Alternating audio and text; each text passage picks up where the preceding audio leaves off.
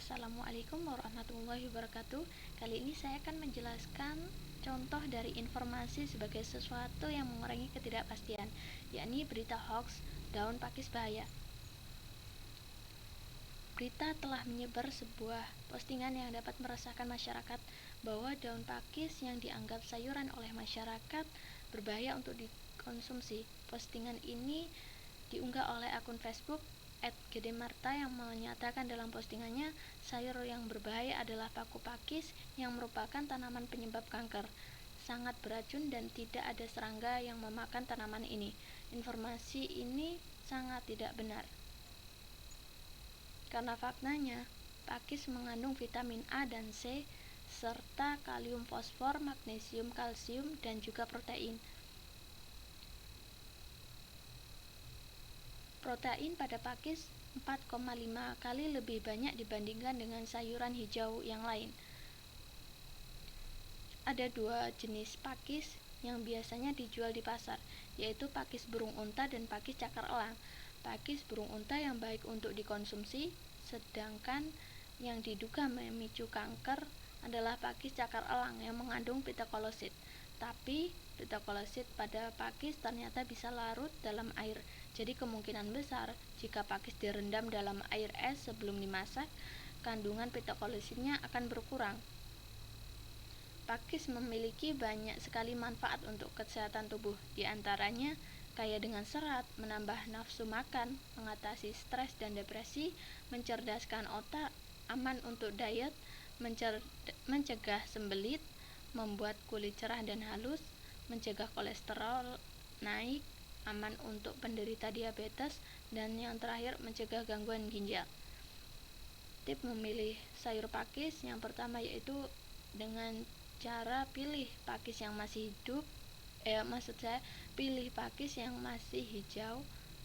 Yang kedua, pastikan batang masih belum berdaun. Cara mengolah sayur pakis: yang pertama, buang pangkal batangnya. Yang kedua, cuci dengan garam.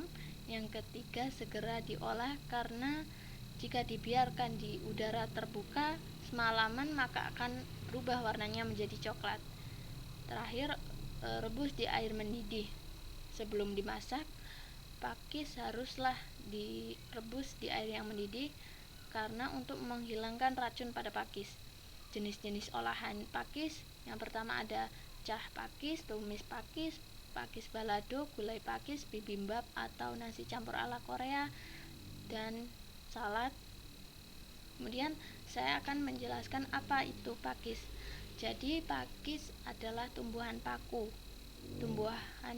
yakni tumbuhan yang telah memiliki sistem pembuluh sejati atau kormus tetapi tidak menghasilkan biji untuk reproduksinya. Paku pakis atau sayuran ini adalah salah satu dari 20.000 jenis spesies tumbuhan yang diklasifikasikan ke dalam divisi Pterodophyta dan juga lebih dikenal Phyllidophyta. Pterodophyta merupakan tumbuhan Cormophyta karena sudah berupa akar, batang, dan daun yang sesungguhnya. Kelas Phyllissanae ini meliputi beraneka ragam tumbuhan dan memiliki anggota paling besar, dan kelas lainnya terdapat sekitar 170 genus serta 7.000 spesies yang menurut bahasa sehari-hari dikenal sebagai tumbuhan paku atau pakis yang sebenarnya. Dari segi ekologi tumbuhan, ini termasuk higrifit, yakni banyak tumbuh di tempat-tempat yang teduh, lembab, sehingga di tempat yang terbuka dapat mengalami kerusakan akibat penyinaran yang terlalu intensif.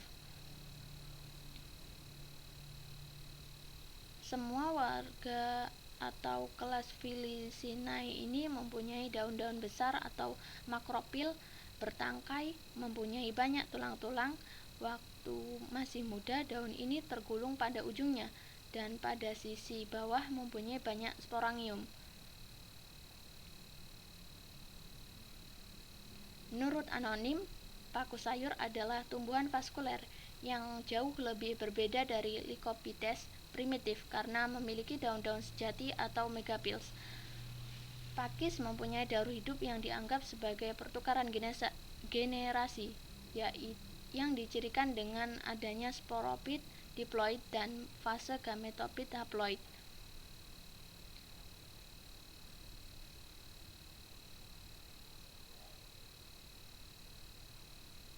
Paku pakis atau paku sayur hidup di daerah yang memiliki habitat yang luas, pegunungan yang tinggi hingga ke padang yang kering dan permukaannya berupa batu karang, ke badan air di daerah terbuka. Secara umum, pakis dapat dianggap sebagai spesies di habitat marginal dan sering berpindah di tempat di mana faktor lingkungan membatasi keberhasilan perkembangan bunga tumbuhan.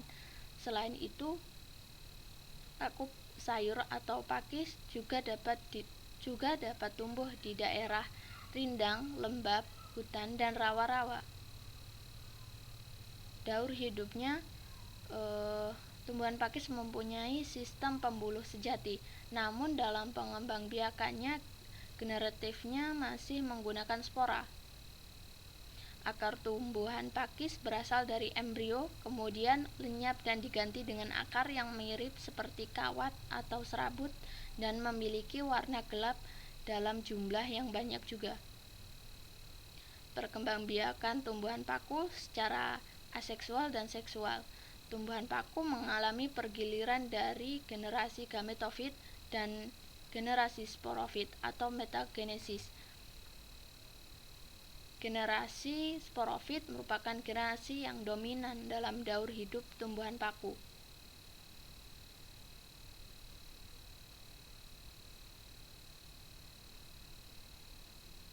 Manfaat tumbuhan paku ini untuk manusia biasanya sebagai bahan panganan atau sayuran, juga tanaman hias, dan bisa untuk bahan pembersih yakni Equisetrum.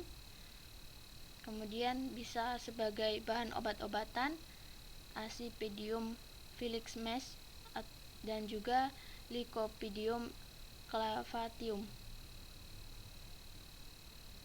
Pteridophyta mempunyai komponen yang dapat